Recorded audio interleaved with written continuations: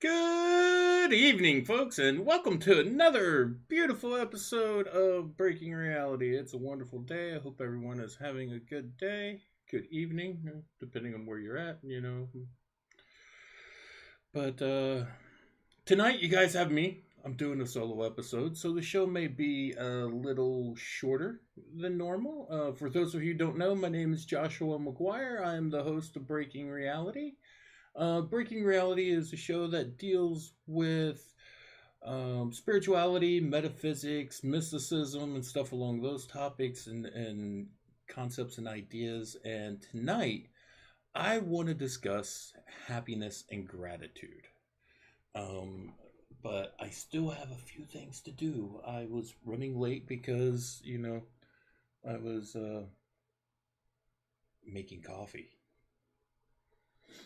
And yes, French press coffee. The way to go, folks.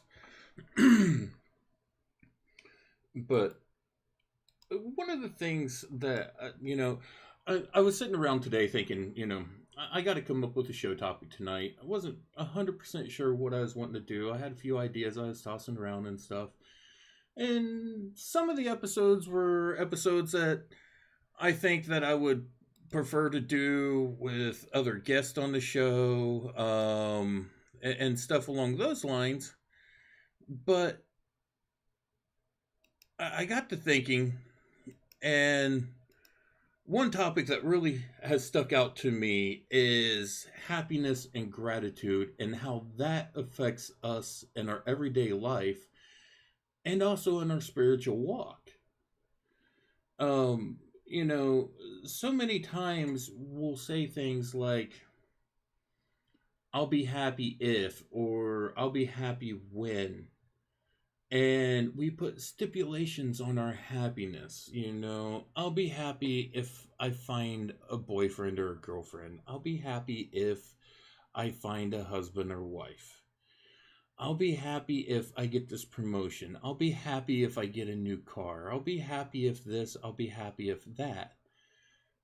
But we put our happiness in all these other baskets. We put our happiness in all these other hands.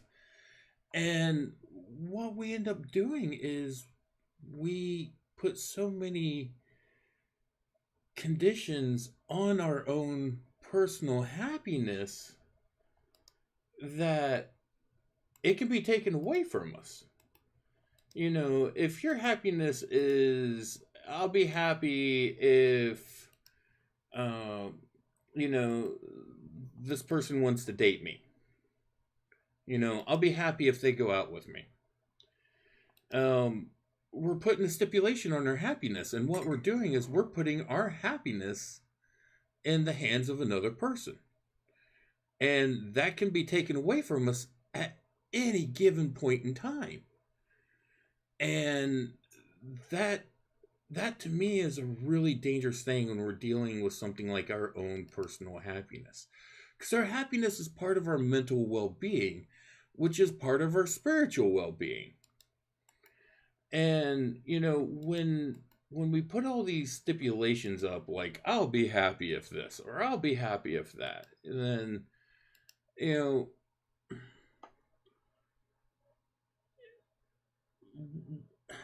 I'll be happy if I get this new car, say something along those lines, or I'll be happy if I get this house, or I'll be happy if I get this apartment, or I'll be happy if I get this promotion at work. But what happens if those things don't happen? You know, do you fall into a depression? Do you get sad? Do you get upset? Do you get angry? And why are we putting all these restrictions on our own personal happiness? It's one of those things like, if we're to say, I'll be happy if, I get this promotion at work, but you don't get that promotion at work. You're going to get upset. You're going to get angry. You're going to get sad. I mean, you could get depressed. You could get down, and you've basically given your happiness away. You've given power away to something else that you yourself can hold and control. And so, in doing that, you've put these stipulations on what will make you happy instead of learning how to just be happy in and of yourself,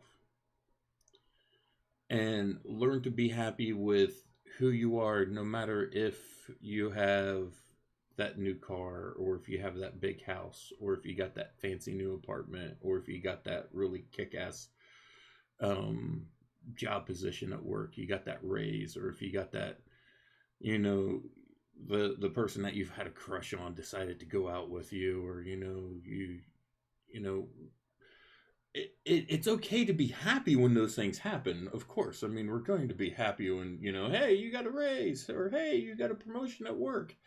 Awesome. That's great. You got a new car. Be happy about that. That's awesome. Those things are great. But don't make those be stipulations that decide if you are going to be happy or not in your day-to-day life.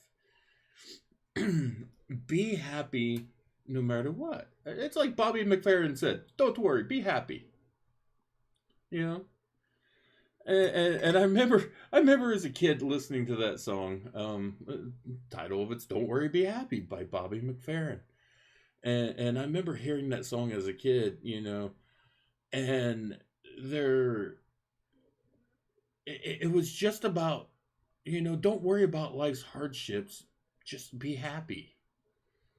And it's easy for us to set stipulations on our happiness and stuff and say, well, I'll be happy if this or that, or you can even say, well, I had a bad day, or my girlfriend broke up with me, or my boyfriend broke up with me, or, such and such, happened, or, I got in a wreck and my nice car got, totaled.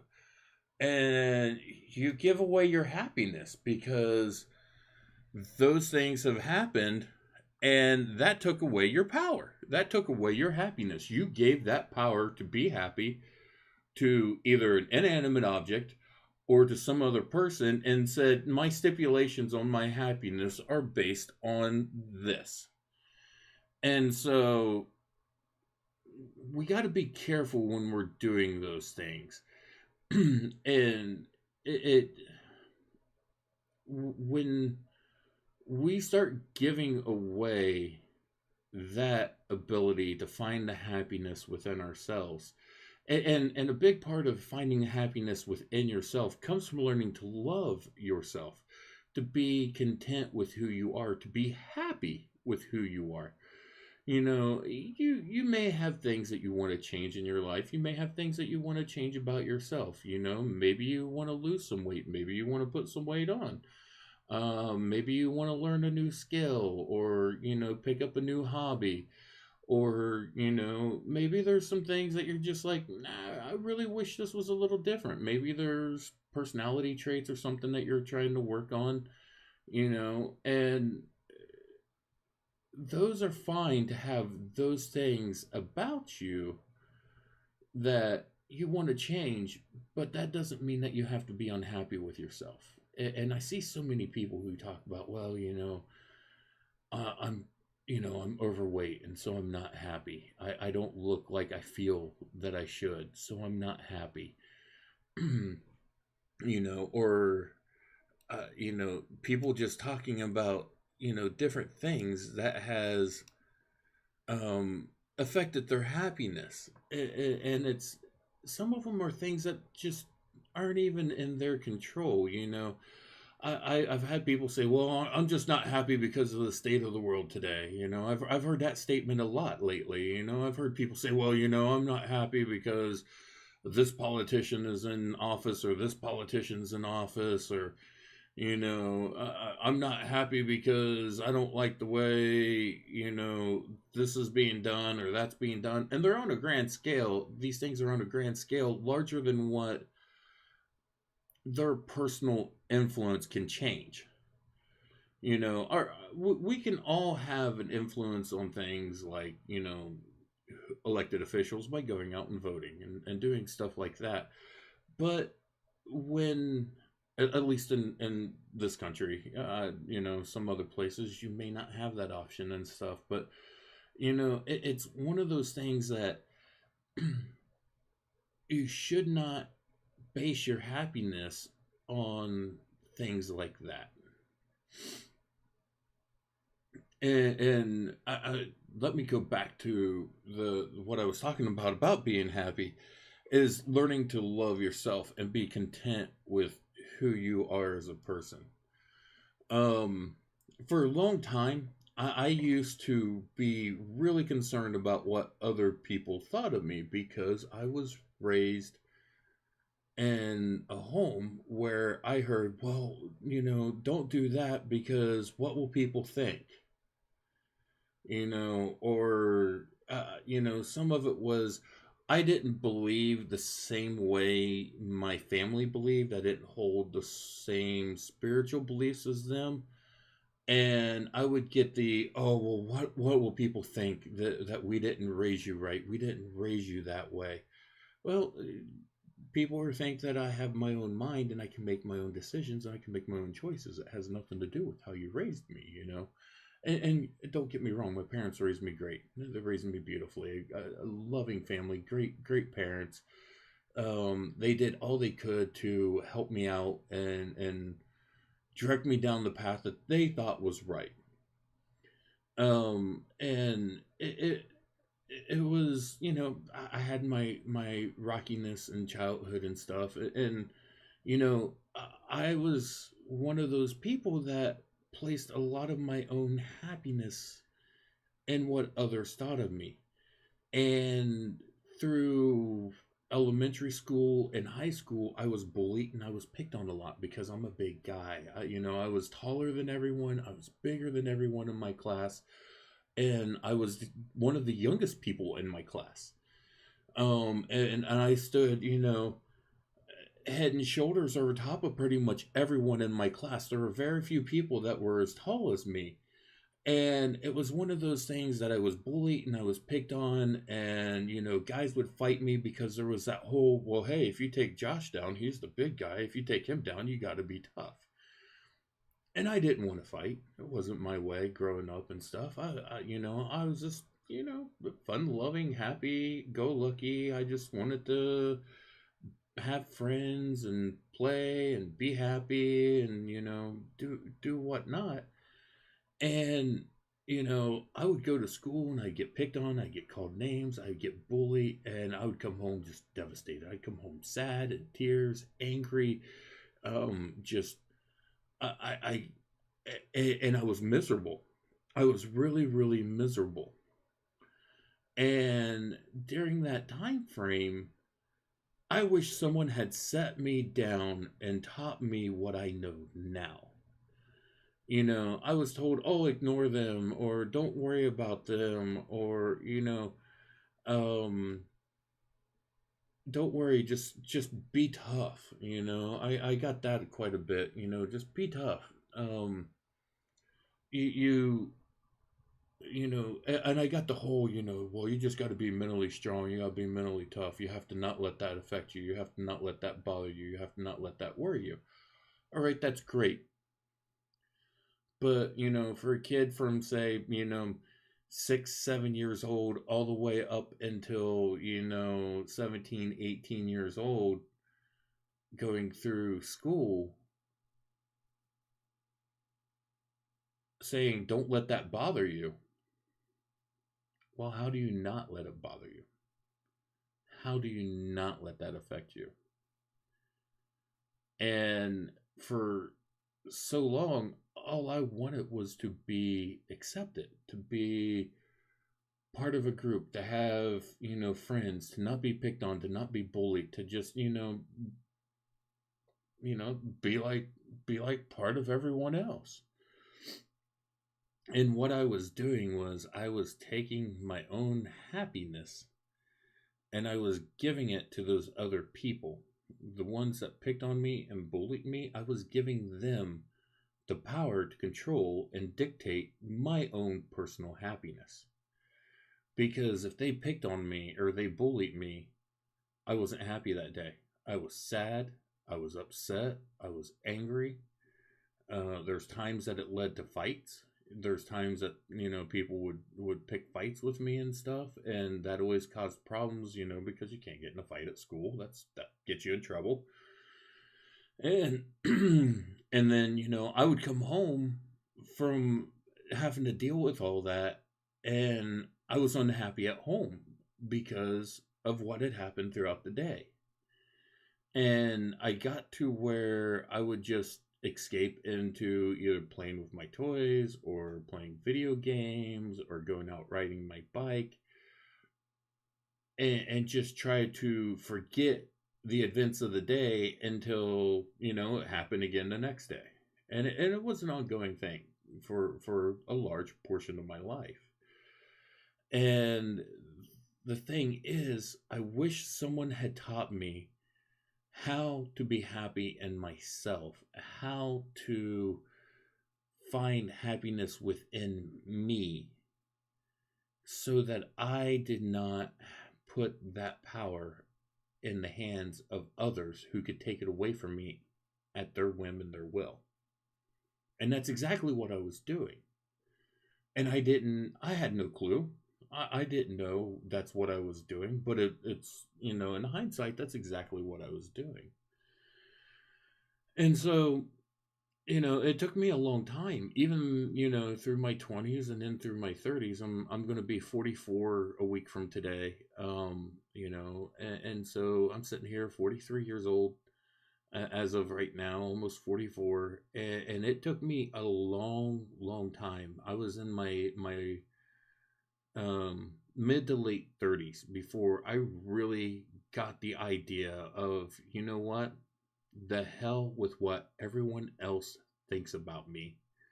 I'm going to live my life the way that is best for me. As long as I don't cause anyone else harm, I'm going to live my life the way that is best for me, the way that is truest for me, the way that I can live to the truest sense of who I am as a person. And if someone else doesn't like that, or someone else isn't happy with that, that's on them. Or what someone else thinks about me, that's on them. There is one thing that my dad told me a lot as I was growing up, and he said the only thing you can control in life is yourself.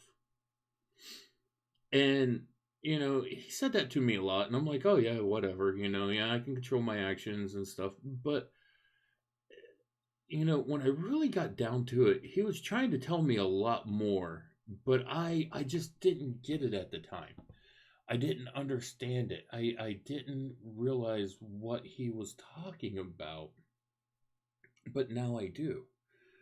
I control my own happiness. I control the way I react to something. You know, it, I had someone not too long ago. I was out in my front yard taking my dog out, and I had someone make some comments about my size that was walking down the street.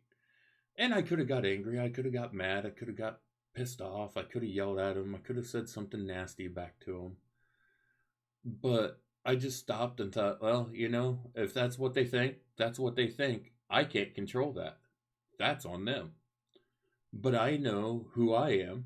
I know, yeah, I'm a big guy. I'm overweight. And I'm working on losing some weight. I'm working on dropping the pounds and stuff for health reasons and stuff. But honestly, at the end of the day, I'm happy with who I am. It doesn't bother me that I'm overweight. Now, do I want to change that? Yes, I do. I want to change it for health reasons. I want to change it so that I'm healthier for myself, that I can get out and I can do more things and I can be more active, and it will help me out with some of my physical pains that I deal with. It will help me out with some of the health issues that I've been dealing with. And overall, it will make me a healthier person. So yes, I want to change those things. But I'm changing those things for me, not for anyone else. I'm not changing me because someone said, "Oh, you're fat," or or whatnot. I'm changing them because I'm trying to make myself the best version of myself that I possibly can be. And part of that is, working on my physical health and working on getting into shape and to losing weight, getting into a better diet, getting into exercising and doing some things. Now, right now, I've got some health issues that's keeping me from doing the exercising and stuff. I've been upfront and stuff about this. I'm dealing with an abdominal hernia, and it's the reason why there's been some shows that have had to be canceled in the past and stuff, which I'm not thrilled about. I hate canceling shows, trust me. Um, but it's one of those things that even in dealing with that, when I have rough days, when I have bad days, I've had kind of a rough week this past week with it, I've still been happy, and I'm happy for the fact that you know I've got the means to be able to deal with this. I've got the means to be able to cope with it, even though it's irritating, it's painful, it hurts. There's times that I'm just not able to come and sit at my desk and work because I just have to lay down and rest with it. And it's one of those things that you know I've got to the point to where I've accepted that. I struggled with that a little bit early on when I started dealing with it. I'm like, man, I hate not being able to get work done, and I'm behind on things. And this month, honestly, July, scheduling for the month of July just went right out the window because it was one of those things that there was so much going on with the hernia and some other health issues and stuff that I've been fighting with, um, that I just didn't get my booking done. I didn't get my scheduling done in time. And so, I had to take days down. Well, honestly, I had to take weeks down at times and just rest because of what I was going through with my body. And I could have got upset with myself. I could have got mad with myself. I could have got angry with myself. And to be honest, there's some times where I started to, and I'd get a little upset and I'd get a little angry and I'd get a little irritated and stuff at myself, and I'd be like, oh man, why ain't I in there sitting at my desk, booking and scheduling? Why am I sitting here on the couch or laying here in bed?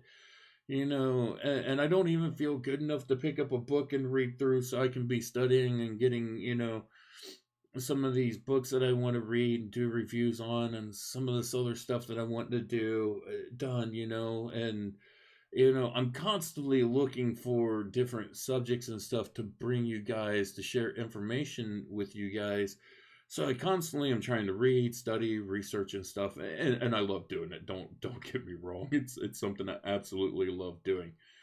But I could have I there was a little part of me that, yeah, I was getting upset that I wasn't doing these things.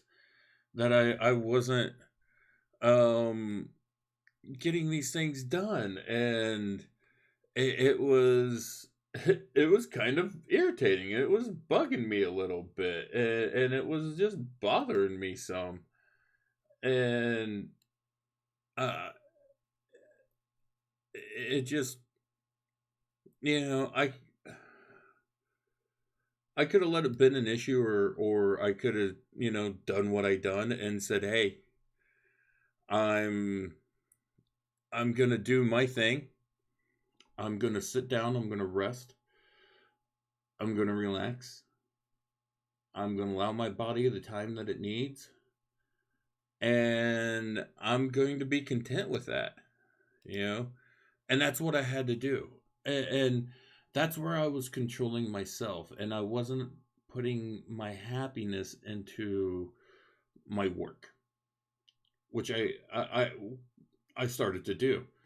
Um, and I've done that before.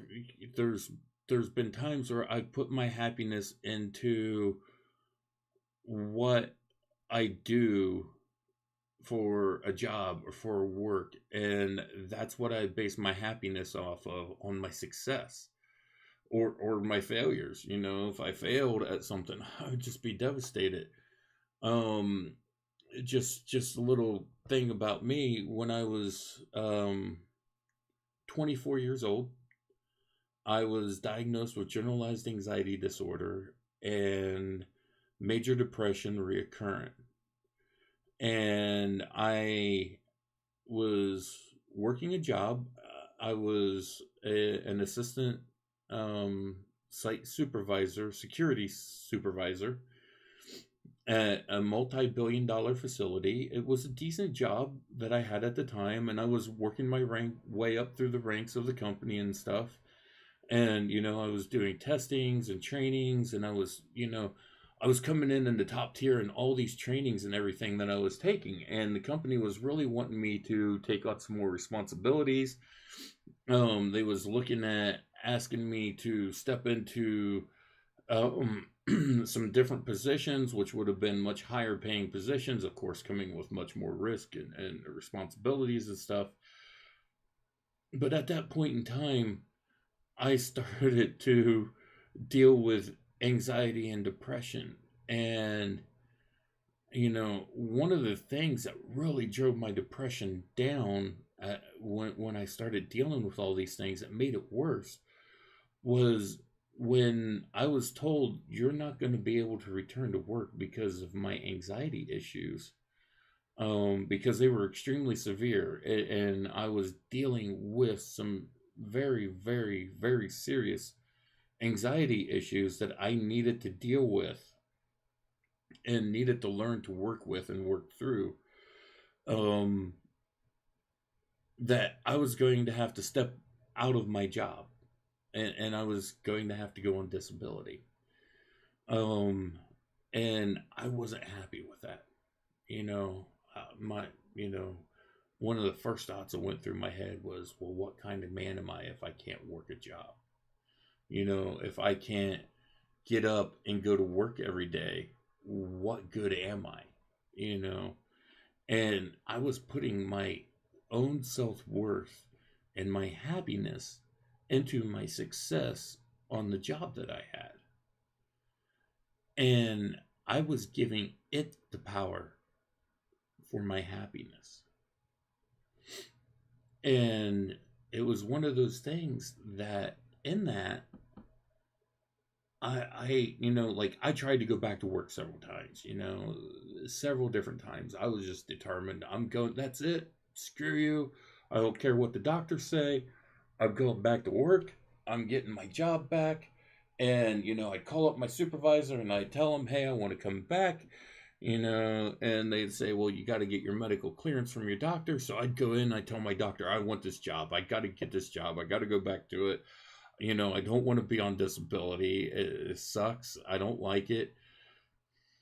And I would go back and I would still have those anxiety issues. I'd have those same problems because I hadn't done the work to heal them. I hadn't done the work to fix those issues. And so I was dealing with these again and again and again. And these were reoccurring issues that were going on with me. But I was so determined that my happiness and my well-being was based on what I was doing for a living, that I wasn't taking care of me the way that I needed to. And that was a problem. And so it took me a while, and by a while, several years, well over 10 plus years, to work on the ideas that my happiness isn't based on what I do for a living. My happiness isn't based on where my income comes in. My happiness isn't based on how much my income is.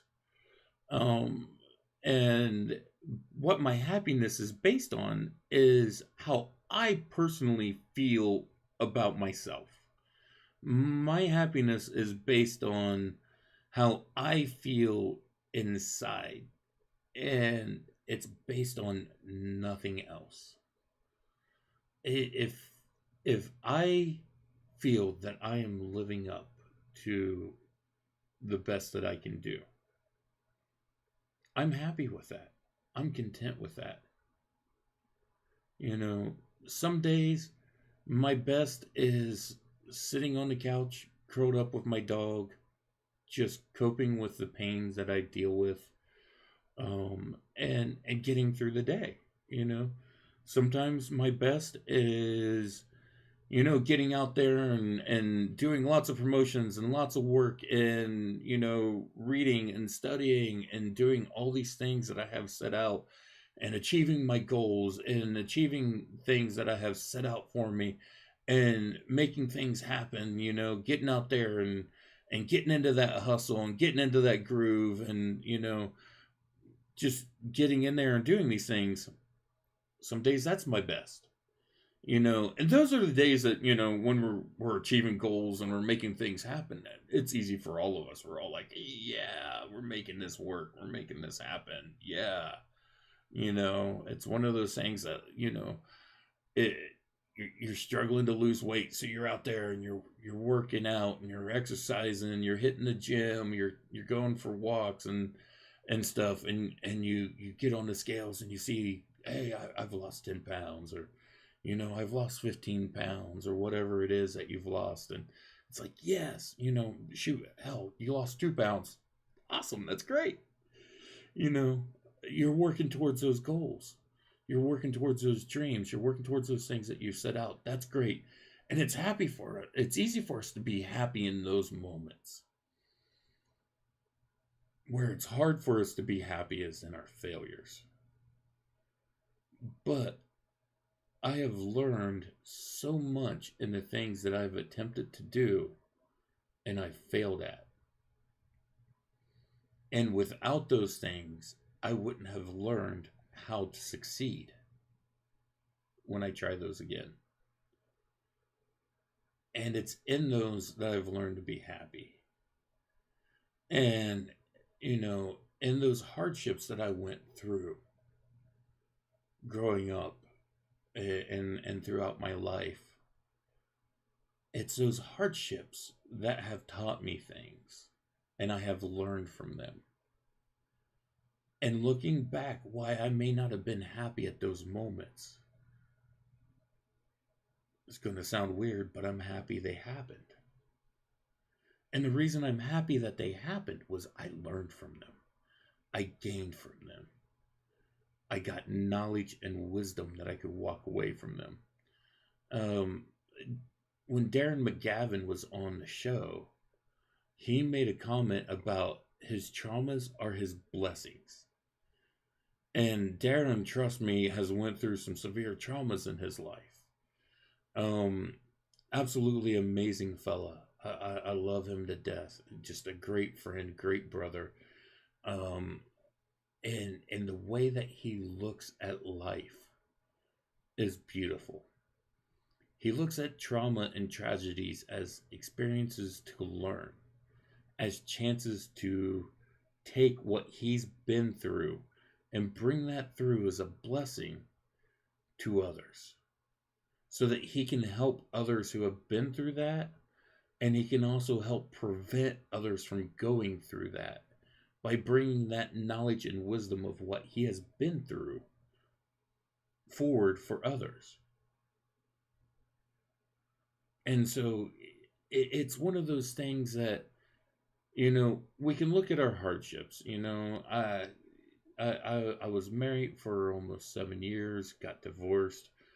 I could look at that as a failure. I could look at my divorce and be like, well, that was a failed relationship. I really screwed up there. I shouldn't have got married, or I shouldn't have dated her. We shouldn't have got together, blah, blah, blah. But you know what? If I hadn't have done that, I wouldn't have had the experiences that I had.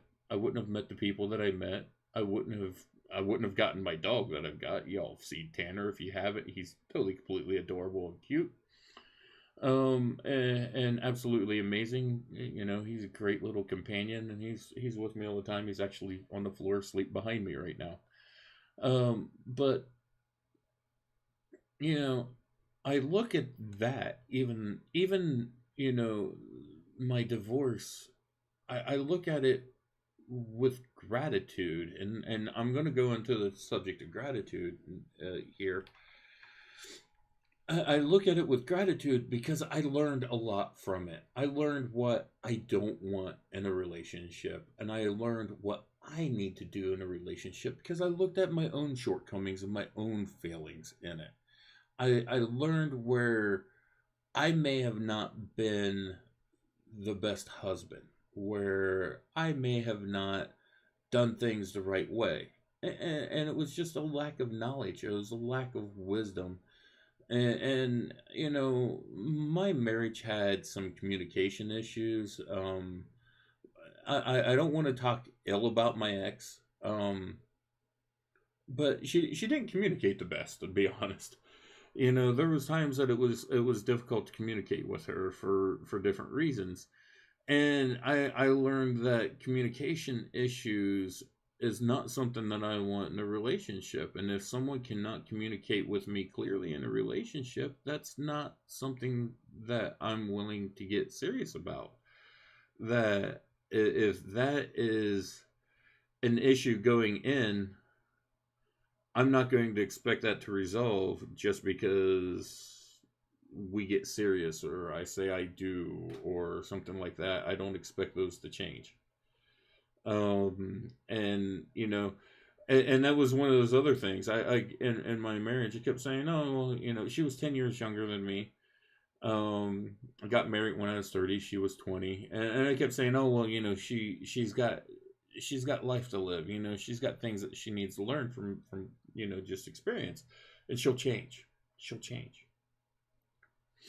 And I kept saying those things. Oh, she'll change. This will change. That will change. This will change. And I was basing my happiness off of the expectation that these things would change.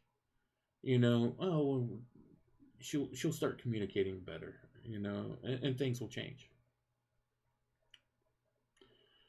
It didn't change. You know, and you can't expect someone else to change. And it goes back to what my dad told me. The only thing that you can control is yourself. And so even when you know she came to me and said, "Hey, I want a divorce, I want to split up, you know, I'm just not happy in this relationship, there's someone else I want to spend my time with," and everything, I was devastated, I was heartbroken, you know. And I was sad, I was depressed, I was angry, I was hurt, but also at the same time, and looking back, it was what was best for both of us, to be honest. As far as I know, she's happy and she's doing well. I haven't talked to her a whole lot, but I know I'm happy and I'm doing well. And you know, I've got the ability now to, you know, there's a wonderful woman that's in my life. I care for her deeply. You know, we're long distance right now, but you know, going through that experience and learning from that experience of what made me happy and what didn't make me happy, it you know, and where I place my happiness has taught me a lot. Even with this lady that I'm with now, I don't place my happiness in her. That's too much to place on someone. You know, that's too much of a burden to put on someone. Don't put that on your partner's shoulder. Don't say, "Well, I'm only going to be happy if you love me like this." Or "I'm only going to be happy if you do this." Or "I'm only going to be happy if you act this way or this way." Don't put that on them. Find your happiness within yourself. And that goes back to learning, like I said, learning to love yourself, to be happy with who you are, and what you do, and what you're doing in life. And so when you get to that point, it's really freeing. It's really exciting. You know, I remember not too long, um, before my mother passed away, we was having a conversation, and she's like, "Well, Joshua, what will so and so think about, you know, if what you said or how you do this or the things you believe?" And I told her, I said, "Mom, I don't care. I said, I don't care what other people think. I don't care what other people say. You know, that's on them, not me. You know, what other people think of me, they're going to think no matter what. And I can't control that. And if I get so wrapped up in being concerned about what everyone else thinks about me and trying to live my life in such a way that makes all these other people happy, in the process, I'm going to lose my own happiness. And when I got to that point, I I I literally just said, I don't give a damn. I don't care what someone else thinks of me. You know, and you know, we all want people to like us. We all want people to love us and to care for us and to think that, you know, we're a great person and such. But if someone out there doesn't agree with me or doesn't agree with my lifestyle or agree with my beliefs, then that's on them, not me. You know, and if I have to change the way that I live and that I am happy to suit someone else, then I'm giving them control and power over my own happiness. You know, if I try to live to please other people and make them happy, what's happening to my own happiness? You know, I had a discussion with a friend, a really dear friend of mine, um, a little while back, not too long ago, and her birthday was coming up, and she was just bummed about it coming up because she really didn't want to have a big ordeal about her birthday, but certain people around her always tried to make a big ordeal about her birthday. And she just wanted to chill and have a relaxed time and just, you know, hang out and not really do a whole lot. She didn't want it to be a big ordeal. She didn't want it to be some kind of big production where she felt that she had to go around and try to do things to entertain all these different people. And I told her, I said, hey, I said, it's your birthday. It's your day. Do what you want. Do what makes you happy. And if that is spending the day by yourself, then spend the day by yourself. And she says, well, you know, what are my friends going to think? What are my family going to think if I do that? And I said, don't worry about what they think. You need to do what's going to make you happy. And if that is spending time with just a few people, then spend time with those people. If that is making, you know, spending that day by yourself and going for a walk or a hike or, you know, going for a bike ride or whatnot, then that's what you do. You know, do what's going to make you happy. And I told her she's got to stop looking at trying to always make others happy at the expense of her own happiness. You know, because she's giving away her power of her own happiness when she does that. And a lot of us do it. A lot of us do it. Oh, well, you know, I'm just going to do this because it will make them happy. You know, oh, well, you know, I really don't feel like going to, you know, this event, or I don't feel like going to this party, or I don't feel like, you know, going to whatever, but I'll do it just because it's going to make so and so happy, you know. And I understand, you know, there's sometimes we do have to just suck things up and go do them, you know. It's, you know, but if it's something that's going to make you just miserable doing, um, then why do it? If it's and it's one of those things that we kind of got to be honest with people and say, hey, I know you really want me to go to this event, and I know you would really enjoy it if I went with you, but it's just not for me. It's just not what I want to do. It'd be like someone asking me, "Hey, let's go to this, reptile show where there's going to be a bunch of snakes and stuff." Folks, I don't like snakes. Just saying, not a big fan of snakes. You know. So going to a show where people are going to be walking around looking at snakes all day, not necessarily an idea fun time for me. I'm just going to be eh. You know, if it would absolutely make someone just ecstatic for me to go with them, but at the same time, I'm going to be absolutely miserable, maybe it's one of those things of, hey, maybe you can go to that show with someone else who would enjoy those things and have a fun time with you, because if I go, I'm going to be miserable and I'm not going to be fun to be around. I'm not going to be excited about it. I'm not going to get excited about it. And you can go with someone who's going to do that. If it's a matter of you wanting to spend time with me, well, let's talk about something that we can do that we'll both have a good time doing. Maybe going for a hike. Might see a snake out in the woods. If so, you can enjoy it. I'll keep my distance.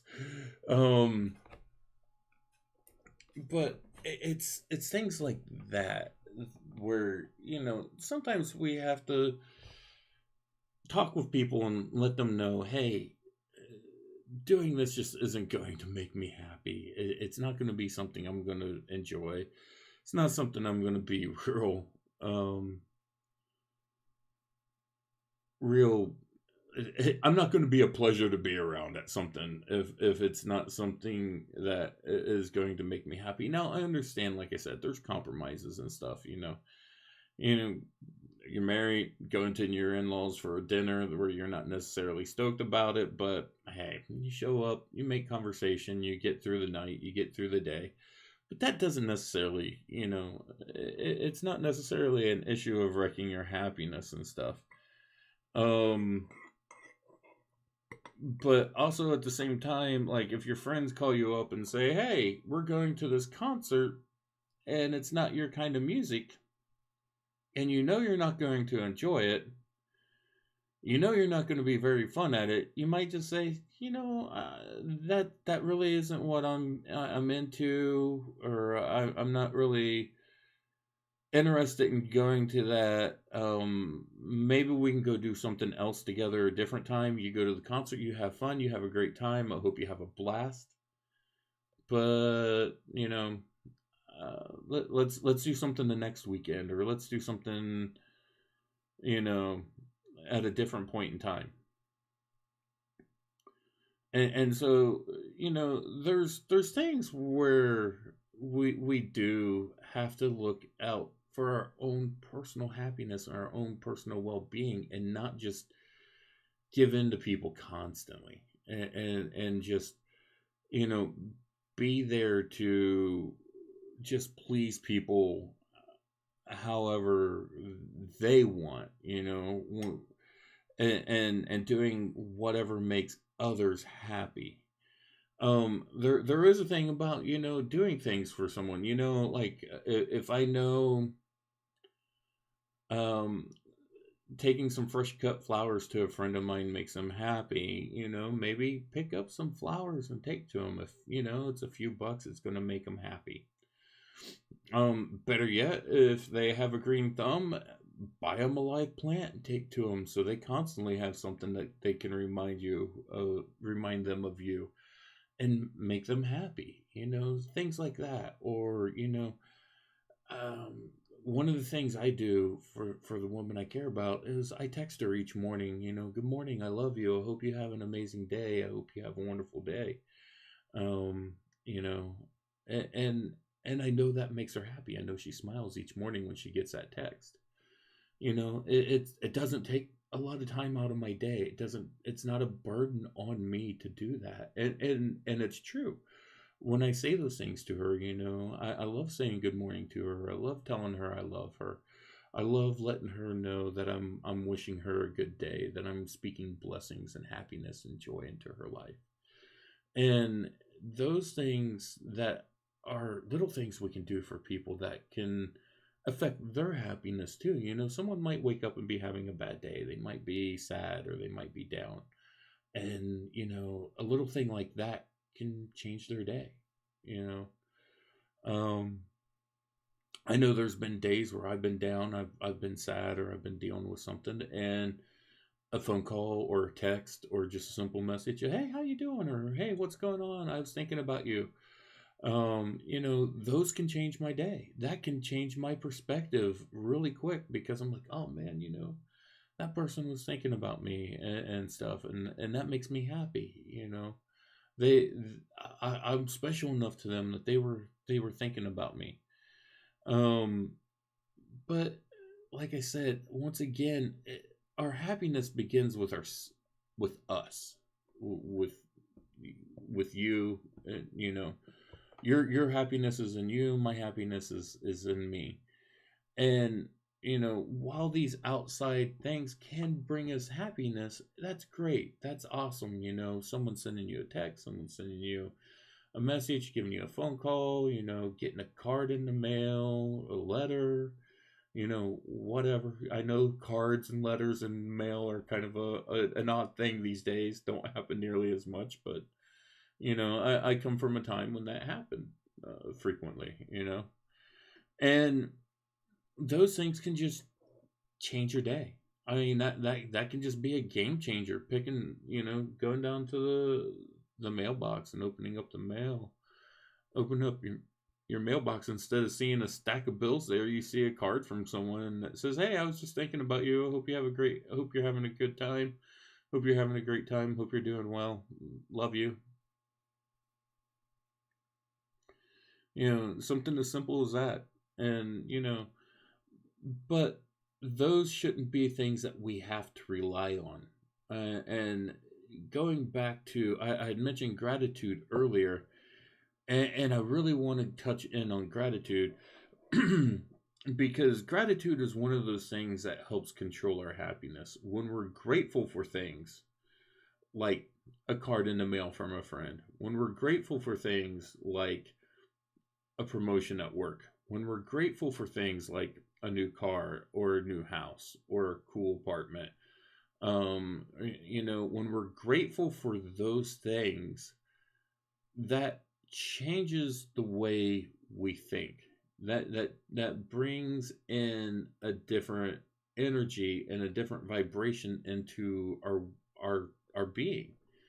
And well, we may be like, oh, hey, I got this cool house, I love it, and stuff, but you don't show the gratitude, or you don't operate from that position of gratitude over having it. You're like, oh, I've got this house, great, I got this house. Now, I've got expenses of, taxes and insurance and mortgage, and, the water heater went out, so I got to replace that, or the furnace went out, so I got to replace that, or the appliances are going out, I've got to fix those, or I gotta mow the yard now, or I gotta do this, or I gotta do that. No, be happy. We can get sidetracked on so many things, but when we operate from a position of gratitude, we come at it from things like, hey, I'm grateful for this house. Hey, I'm grateful I've got a yard that needs mowed, because that means I've got a yard. It's mine. Hey, I'm grateful that, I've got.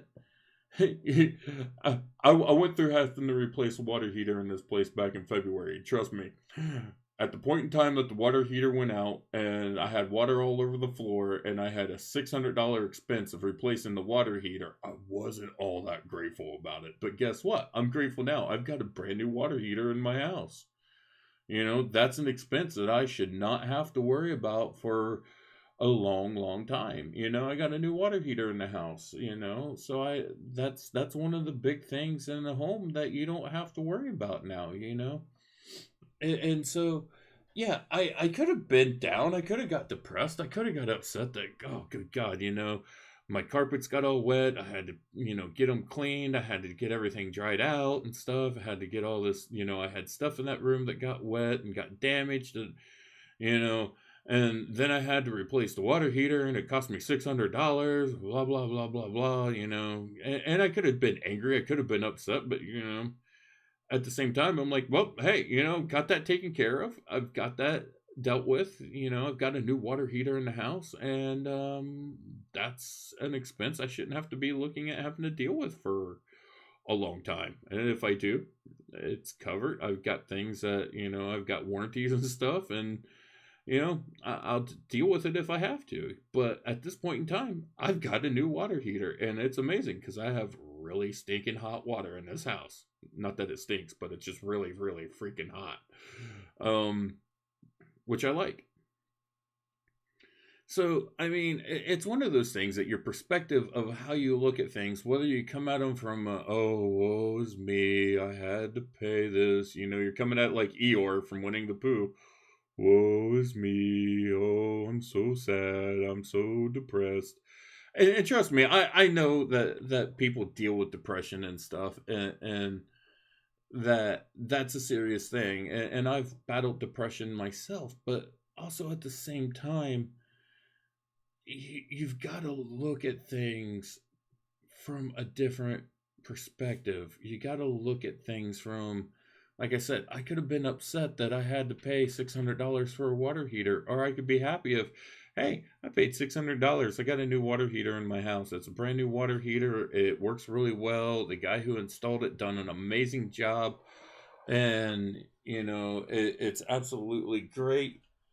And for those of you who I mentioned Tanner earlier who have not met him, he decided to come up and say hi.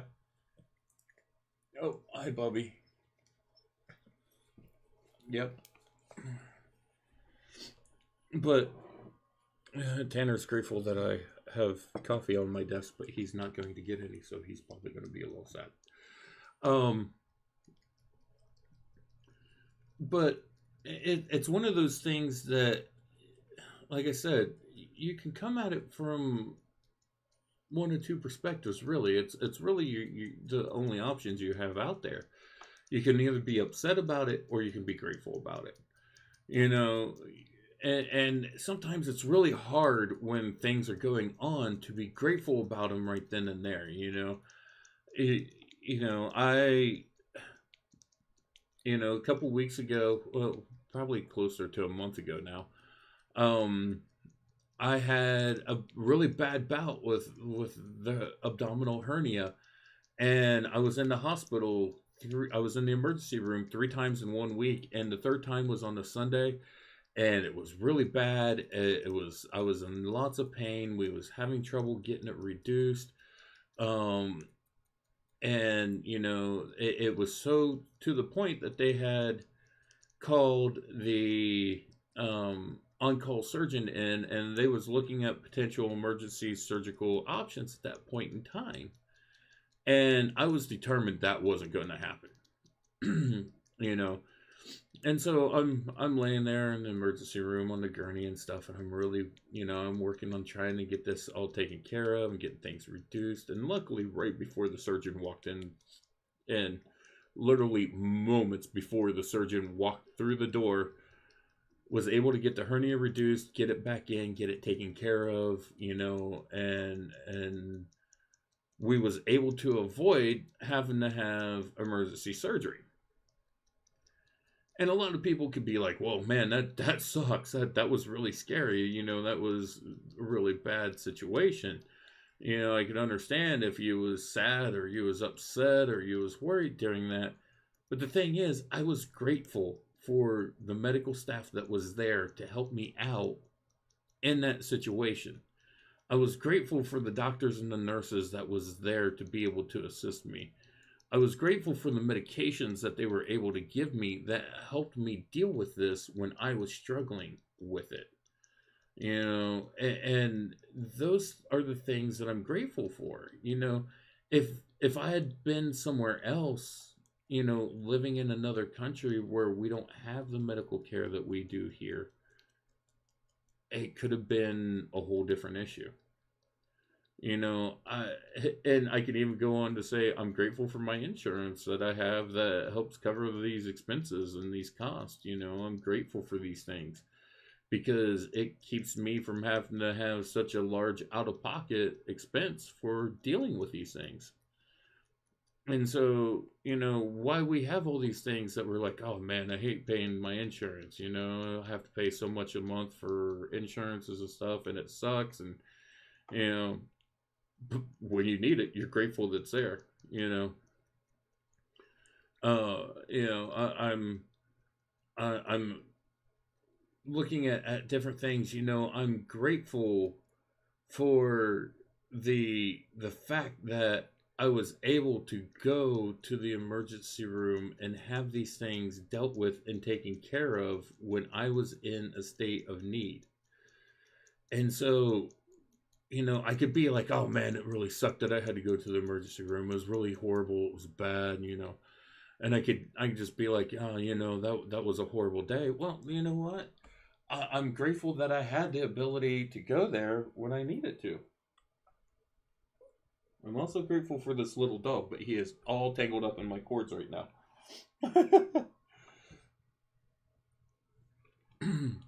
So, there's two different ways that you can really look at things. You can either look at them from like I said, a woe is me, that sucks kind of attitude, or you can look at them from a I'm grateful. It may have not been the best situation having to go to the hospital. It may not have been the best situation having to go to the ER. It may not be the best situation dealing with this abdominal hernia, but I'm grateful that I have these resources there to help me deal with it when I need to. And honestly, I was really grateful that the surgeon came in, because the surgeon came in and made a suggestion of, hey, why haven't you guys thought about prescribing him muscle relaxers that he can use when he's having problems with this hernia, so he can use those at home and avoid having to come into the emergency room so often. There's been times where I've had to use those to do that, and it has helped me avoid having to go to the emergency room. So I'm grateful for that surgeon coming in and having that conversation with me, and then going and talking to the doctors and saying, hey, this is what we need to do to keep him from having to come in here. And honestly, I haven't had to go back since then. There's been some times where I thought it was pretty close to me having to go back. But since I've been prescribed those medications and I have that as an option to use when I need to, I I have been able to avoid having to be in that situation again. And I'm grateful for it. And I'm happy for that. That surgeon came in and done something that helped me out in the long run. And it's one of those things of just look at what is going on in your life. If you're sad, if you're depressed, if you're down, if you're putting your happiness into someone else's hands, if you're putting your happiness in someone else's control, take it back. Take it back. Don't make that stipulation of, well, I'm only going to be happy if. Be happy anyways. Like Bobby McFerrin said, don't worry, be happy. Just be happy. It can be a hard thing, trust me. And we're not going to be happy all the time, every day. We're not going to be running around with a big old grin on our face and giggling and stuff. And there's going to be rough times. And there's going to be sad times. And I'd be lying if I say I haven't had some myself. Even this afternoon, I was feeling a little melancholy this afternoon. Not sure why. I could jump at some few different things as to why, and maybe come to some conclusions about things. But to be honest, at the end of the day, before the show, I got to thinking. I was messaging, um, my lady, telling her, say, hey, I honestly wasn't sure if I was going to do the show tonight, and I was struggling with even doing the show, because I'm just like, just not really feeling it. My energy's not there. I'm just not. I'm just kind of feeling a little down and stuff, and so I said, you know what, I'm gonna go out and I'm gonna get some stuff. I'm gonna make some coffee. Speaking of which, let me grab my pot of coffee over here, because this thing's still stupidly hot. An hour later. Um, and I said, I'm gonna go out. I'm gonna get some stuff to make coffee because I didn't have anything in the house to. I didn't have any creamer or anything. I said I'm gonna go out and get stuff so I can make coffee this evening. And I don't drink coffee a lot, guys. That's why I don't keep stuff in the house all the time. But I enjoy a good cup of coffee now and then. And so I went out and I got some coffee, and I started making my coffee and stuff, and I grabbed my French press, got it all together, and ground my beans up, boiled my water, sat down, took a sip of coffee, and went, "Damn, that's a good cup of coffee." And I was, I was happy to have that cup of coffee, but that cup of coffee didn't control my happiness. What controlled my happiness was me changing the way I was thinking and the way I was feeling. And sometimes I just had to get out of my own head. I had to jump in the van, drive to the store, go into the store. I saw a few people along the way, waved at a couple of people I knew in town, said hi to a few folks, ran into a buddy at the store, talked with him for a little bit, got in my van, drove back home, opened the door. That little goofball you see behind me came running up to the door, all happy and excited to see me. Couldn't wait for me to get in the door, and just wanted to jump up on me and love me, and be his happy little self. And that made me realize, I I really didn't have a good reason to be sad or to be depressed. And so I took control of my happiness. And I decided, hey, I'm going to be happy. I'm going to do the show. I'm going to sit down. I'm going to get this done. I'm going to accomplish some things tonight. And I'm going to get some things done. And, so I sat down, and some of the things I had been kind of procrastinating on this afternoon, I got done and I got accomplished. And, I'm like, man, that feels good to get that done. But also at the same time, I wasn't basing my happiness on whether I got that done or not, whether I did, some promotions or not, or whether I reached out to some potential guests for the show, or I done some marketing, or, you know, I didn't base my happiness on those things, because if I did and I failed, then my happiness was gone.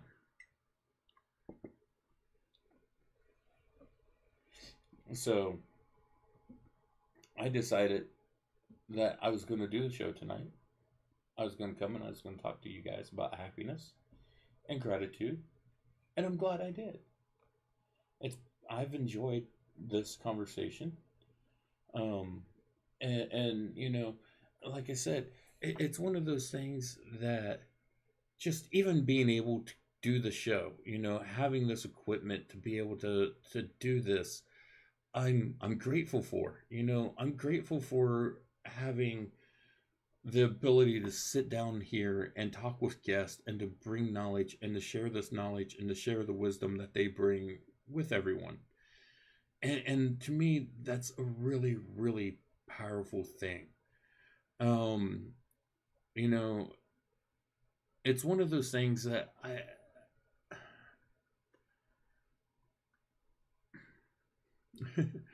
it, I'm grateful for this. I really am. I'm grateful for the show. And at times it is kind of tough to do this show at times.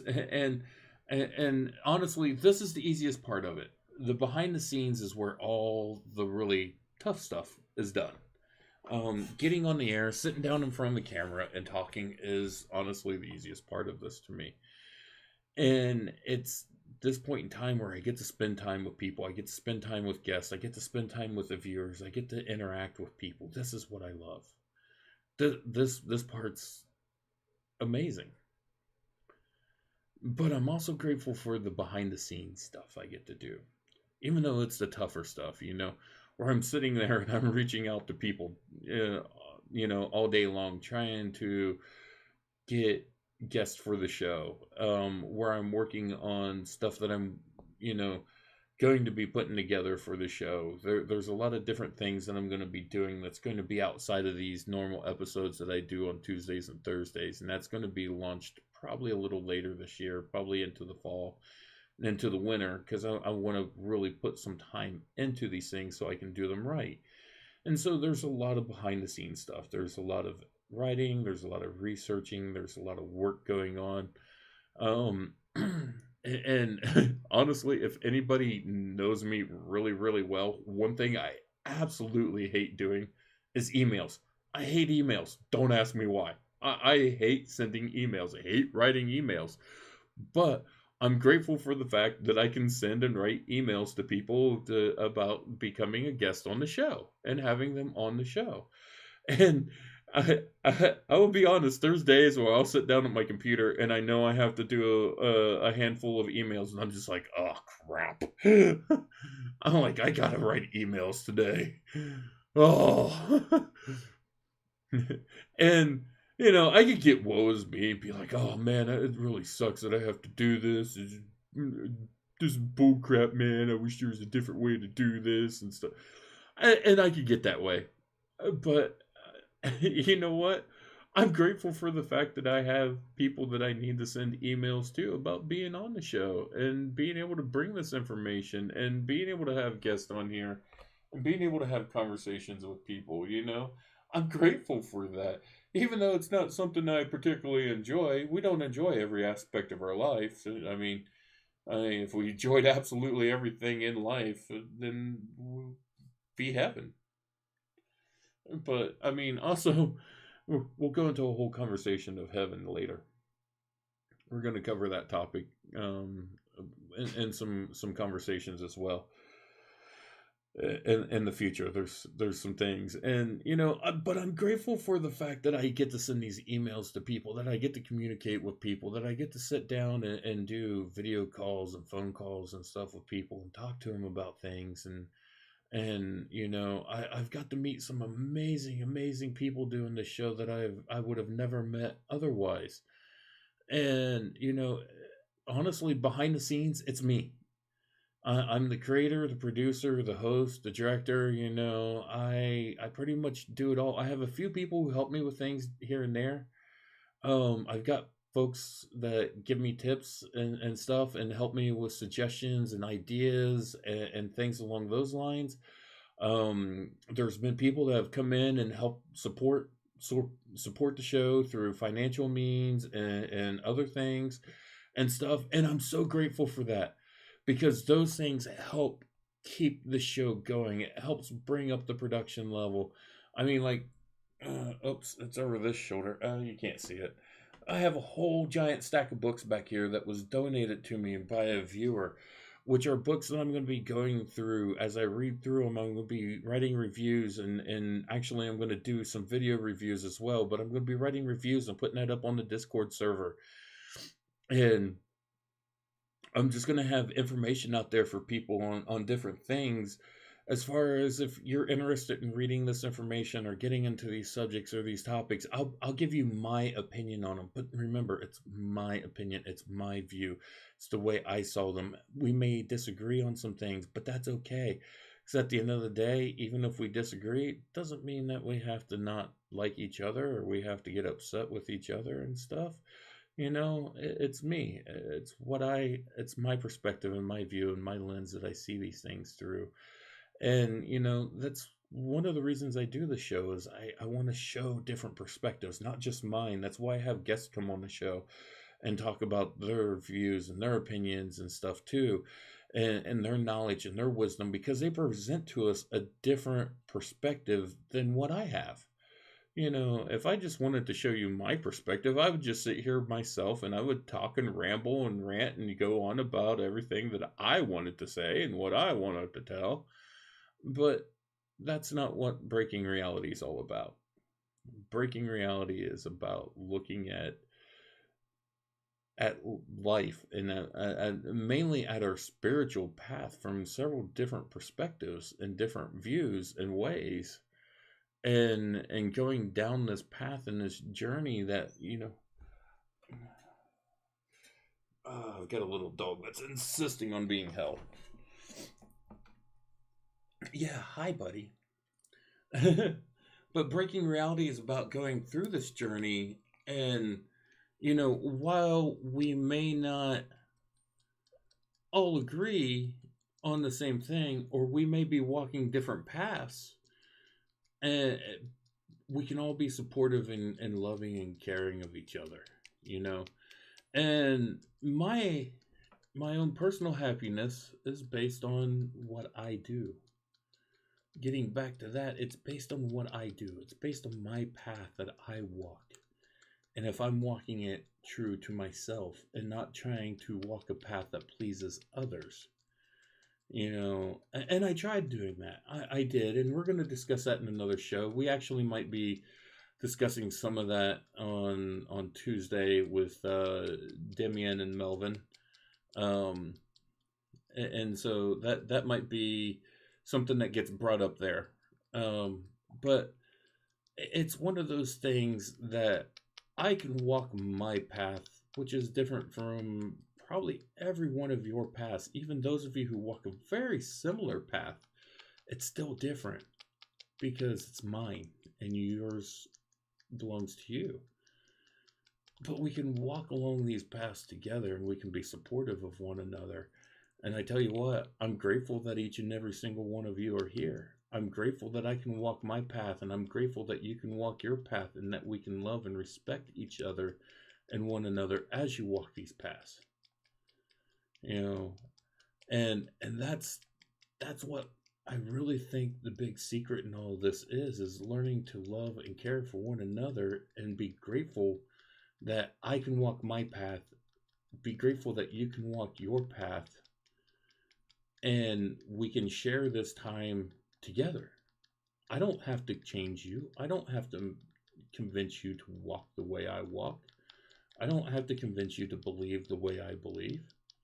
But what I'm here to do with this show is just present different perspectives and to show different views in different ways. And that's what I strive to do with this. And I I love being able to bring this to you guys. So I want you all to know that I'm extremely grateful for the opportunity to be doing Breaking Reality. I'm extremely grateful for I'm extremely grateful for the guys who, you know, several years ago um hit me up and said, "Hey, we do this talk radio show. We want you to be a guest on the show. Will you come on and talk about it?" I'm grateful for the people that said, "Hey, you've got skill as a public speaker. We would like to have you come on and speak about these different topics and subjects." And even going back into school, I'm grateful for the teachers that looked at me and said, "Hey, we think you would have skill as a public speaker. We'd like to train you to do public speaking." And I was taught how to do these things. And I was taught how to overcome the fear of public speaking because honestly, that's a huge fear that a lot of people have. And, 16, 17 years old, I was getting up and speaking at business events in front of some of the most influential business people in our community. And a lot of these guys are really intimidating to a 16 or 17-year-old. But I'd get up there and I had the ability to speak to them about different topics and different subjects. And I'd get up there and I would just, talk to them just like I am you. I'd give my speech and I would tell them, what my points are and what I was trying to get across to them. What I was trying to talk to them about. And I'm grateful for those teachers who took that time to sit me down and go, "Hey, we see this ability in you." Because what they done was they helped develop and cultivate the skills that I use today doing the show. And then several years ago, when I lived out on the West Coast, I was a cannabis activist. An industrial. I was mainly an industrial hemp activist. I talked a lot on industrial hemp. And any of you who know, I have the nickname Big Hempy as one of my nicknames. Some of you may know that, some of you may not, but it came from my work in the industrial hemp field. And I was a public speaker at a lot of different cannabis-based events and stuff, speaking about industrial hemp and the reasons that we need to use industrial hemp more and more in this country. And that led to me getting invited to be on a show called Cannabis Times Radio as a guest. And so I was on that show several different times as a guest. And then when one of the hosts left the show, the producer, Bruce, called me up and he said, "Hey, Hempy, one of the hosts of the shows happened to leave. We are interested in knowing if you would like to take over the role of host that he's stepping out of." And I thought about it for about 30 seconds. I said, "Absolutely, I'm interested. I'm in." And I got that opportunity to start developing the skills that I put to use on the show, weekly. And it was those opportunities that came along that gave me the ability to be able to do what I'm doing today. And I'm grateful for those opportunities. I'm grateful for that, that I had the chance to work in that field, to gain that knowledge, to, stand in front of crowds of several hundred people and talk about, a subject that I I knew that I had a personal interest in. And I get to do that now, but on a much different scale with the show. I get to sit down in front of this camera, and at the end of the day, when I do the show, I have no idea how many people this is going to reach. It might reach 10 people, it might reach 10,000 people. You know, at the end of the day, there's no clue how many viewers going to actually end up seeing this by the time that, it's all said and done. And it's absolutely amazing to be able to have the ability to do this. And, for me, once again, it's something I'm grateful for. It's a point of gratitude that I'm grateful that I can get up and I can spend my day working on this show, putting in the behind the scenes stuff, which, like I said, not necessarily the funnest thing, but, it's still something that leads to this part. And, I'm grateful even for the parts of it that aren't so fun, because they all go together to bring this to what it is. And I'm grateful for each and every one of you that tune in. I'm grateful for, each and every person that makes a comment, that gives me feedback, that says, "Hey, I like that show," or "Hey, maybe you want to look at doing this different." I've had some people make some different suggestions on things, and I've been, "Oh, hey, that's a great idea." So if you see something like that, feel free to message me. I'm grateful for those things. I'm grateful for when people come and say, "Hey, maybe you want to change this a little bit, or maybe you want to change that a little bit." And I take it into consideration. And if it's something that I feel works within the dynamic of the show, and it still allows me to stay true to who I am and my goal and my mission and purpose with this show, I have no problem with that. I have none at all. And I'm grateful for people that bring that to me. Just an example was the way I was listing my shows on YouTube when I first started putting them over here to host them here.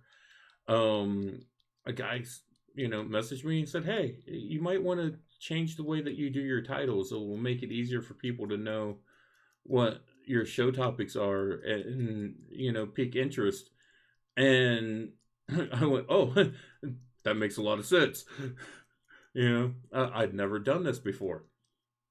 So I was learning, and this person came up to me with a suggestion. They wasn't rude. They wasn't mean. They said, "Hey, just an idea, just a suggestion, something you might want to take into consideration."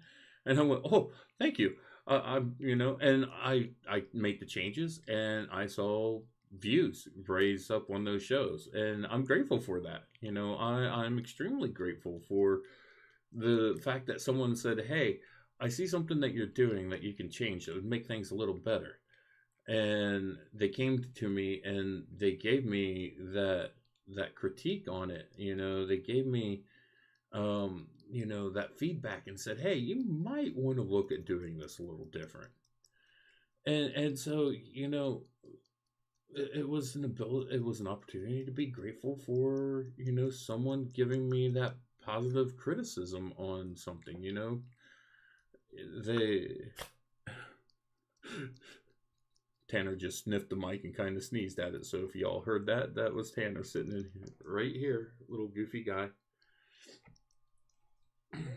But yeah, so it's one of those things that he could have said that, and I could have been like, who are you to come and tell me how to do this? I know what I'm doing. Which, honestly, I had no clue what I was doing. I was just kind of going by the seat of my pants and winging it and hoping that I'd done things right. And he came at me and he said, hey, look at changing this a little bit. I think if you just change the way that you structure your titles, you'll see a big change in viewership. And he was right. I did. And it allowed people to be able to easily see what the show topic was. I was just listing it a little different, and I just needed to make a small change, and I'm grateful for that. So just remember, at the end of the day, the best thing that you can do is try to look at things and see what there is to be grateful in them. There's a lesson to be learned even in our hardships and in our struggles. And we can come at them from the perspective of, like I said, that woe is me, that kind of Eeyore, oh bother, kind of perspective, or we can come at them from a position of gratitude of, hey, that was a rough situation. I learned some things out of it. I grew from it. I gained experience from it, and I'm a better person for it.